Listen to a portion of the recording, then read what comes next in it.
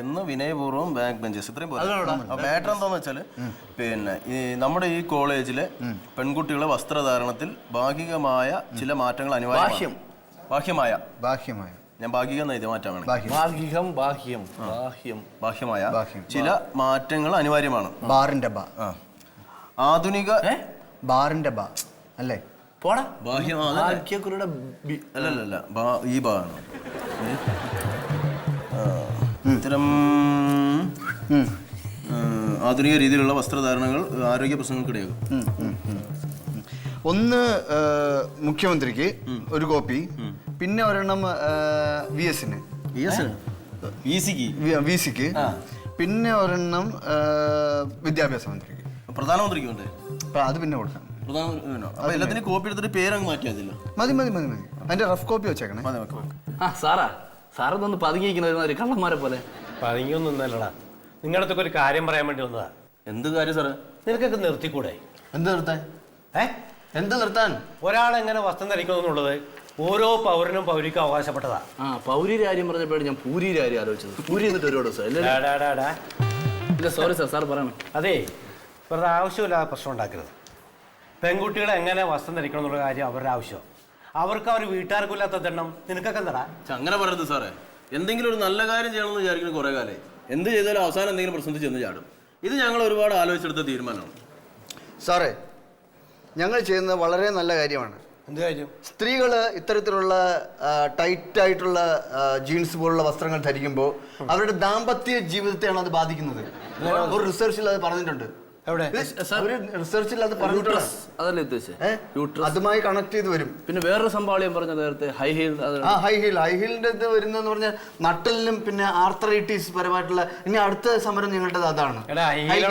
Sir പറയുന്നത് ഇത് കഴിഞ്ഞ ഉടനെ അടുത്ത സമരം അതാണ്. ആർത്രൈറ്റിസ് എന്ന് പറയുന്ന വലിയൊരു അസുഖത്തിലേക്ക് അത് വരും. അത് അവർക്ക് വരും. പിന്നെ അതുമായിട്ട് കണക്ട് ചെയ്ത് വേറൊരു അസുഖം കൂടെ ഉണ്ട്. അത് ആമവാദം, മുട്ടിയഞ്ചാൻ വാദം. സാറ് പറഞ്ഞ വാദം ഒന്നല്ല, പല വാദമാണ്. വാദമാണിത്. വെറുതെ വാദിക്കൊന്നുമല്ല സാർ. ഇത് വേറൊരു പ്രത്യേകമായിട്ടുള്ള എടുത്തു പറയേണ്ട ഒരു കാര്യം എന്ന് പറഞ്ഞാൽ ഞങ്ങൾ ഇത് ഒരിക്കലും ഒരു പബ്ലിസിറ്റിക്ക് വേണ്ടി ചെയ്യുന്ന കാര്യമേ അല്ല. സമൂഹത്തിന്റെ നന്മ, ഇത് അവരെയൊക്കെ ബോധവൽക്കരിക്കുക തന്നെ. കാര്യത്തിലോട്ട് ഇത് തകർക്കാൻ ഞങ്ങൾ ആരും അനുവദിക്കില്ല എന്നുള്ളത് സാറിനോട് ഒന്നുകൂടെ എടുത്തു പറയുകയാണ്.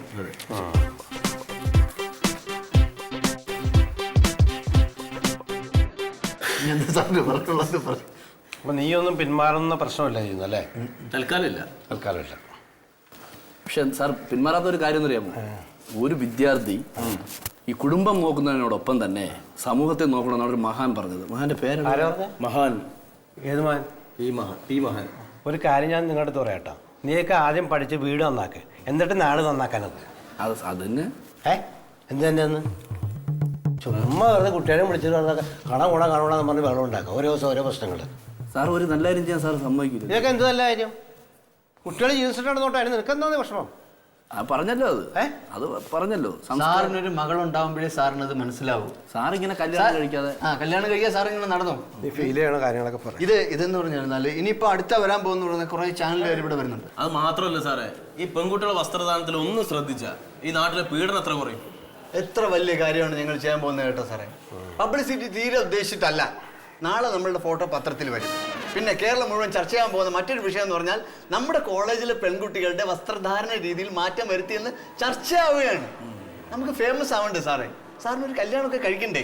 അപ്പൊ നിങ്ങളുടെ തീരുമാനത്തിലൊരു മാറ്റമില്ല അല്ലേ? തൽക്കാലമില്ല. ഞങ്ങൾ എന്ത് നല്ല കാര്യം ചെയ്യാൻ വന്നാലും അവസാനം കൊണ്ടുപോയിട്ട് എന്തെങ്കിലും ഉടക്കുണ്ടാവും. ഈ കാര്യത്തിൽ ഞങ്ങൾ മാറ്റമില്ല. ഇത് ഞങ്ങളുടെ നിലപാടാണ്. ഒരു കാര്യം ഞാൻ പറയാം. കോളേജിനെ കുറിച്ച് എന്തെങ്കിലും വാർത്ത ചാനലിലോ പത്രത്തിലോ വന്നാൽ വിവരം അറിയും. ഇത് മാനേജ്മെന്റ് ഉറച്ച തീരുമാനമോ? പിന്നെ നമ്മൾ എന്തോ ചെയ്യും? സൈക്കിളിൽ മൈക്കും വെച്ച് കെട്ടി കേരളം മുഴുവൻ ഇങ്ങനെ വിളിച്ച് പറഞ്ഞ് നടക്കുമോ? സ്ത്രീകളുടെ വസ്ത്രധാരണ രീതി മാറ്റൂ എന്ന് പറഞ്ഞ്. എന്തായാലും പ്രിൻസിപ്പളിന്റെ അനുവാദം ഒരു കാര്യം നടക്കില്ല. ഇപ്പോഴാണ് ഞാൻ ഒരു കാര്യം ആലോചിച്ചത്. എടാ ചാനലിൽ വിളിച്ചു പറഞ്ഞു ഇന്റർവ്യൂ എത്ര മണിക്ക് പറഞ്ഞു? 12. പിന്നെ ചാനലിൽ വിളിച്ചു. ആരും വിളിച്ചു പറഞ്ഞത്? ഇവിടെ നടക്കില്ല പരിപാടി. ഇവിടെ ചോദിക്കാനും പറയാനൊന്നും ആരുമില്ലേ? ഒരു പണി വാ, പ്രിൻസിപ്പൾ അടുത്തോട്ട് വാ. ഇല്ല അവിടെ പോയി സംസാരിക്കാം. എല്ലാരും പ്രിൻസിപ്പൾ അടുത്ത് വന്നേ പറ്റുള്ളൂ. വാടാ, ഇങ്ങോട്ട് വാടാ. പൊറിഞ്ഞു ഇവിടെ വാ. എന്റെ ബാഗ് കളിക്കാൻ നിൽക്കണ. കുറെ നേരം എന്നിട്ട് ഒരു വക പ്രിയമുള്ള കുട്ടികളെ, നിങ്ങളുടെ വിശേഷിച്ചും പെൺകുട്ടികളുടെ വേഷവിധാനത്തെ സംബന്ധിച്ച് ചില അഭിപ്രായ തർക്കങ്ങൾ കോളായങ്കണത്തിൽ നിലനിൽക്കുന്നതായി എൻ്റെ ശ്രദ്ധയിൽപ്പെട്ടു.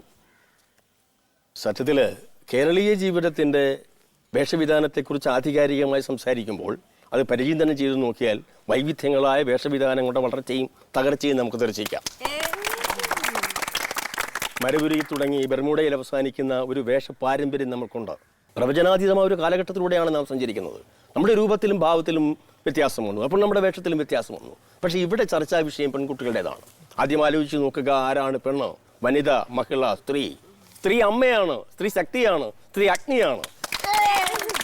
അഗ്നിയായി നീ പടർന്നുയരുന്നു എന്നാണ് കവി പാടിയേക്കുന്നത്. കാരണം ഒരിക്കലും മാറ്റി നിർത്താൻ വയ്യാത്ത നമ്മുടെ ജീവിതത്തിൻ്റെ എല്ലാമാണ് സ്ത്രീ. അവരുടെ തുടക്കക്കാരാണ് പെൺകുട്ടികൾ എന്ന് ആദ്യം നിങ്ങൾ മനസ്സിലാക്കുക. നീ അമ്മ, നീ പത്നി, നീ പുത്രി, നീ ഭൂമി, നീ എൻ്റെ രക്തമൻ പെങ്ങൾ നീ എന്നാണ് കവി പാടുന്നത്. അപ്പോൾ അവരുടെ വേഷത്തെക്കുറിച്ച് എന്താണ് ഈ വ്യത്യാസം വരാൻ കാരണം? പക്ഷേ നിങ്ങൾ ചിന്തിക്കേണ്ടത്, സ്ത്രീക്ക് എപ്പോഴും ഒരു അടക്കവും ഒതുക്കവും വേണം. അതവരുടെ സംസാരത്തിൽ മാത്രമല്ല, സ്വഭാവത്തിൽ മാത്രമല്ല, വേഷത്തിലും ഉണ്ടായിരിക്കണം.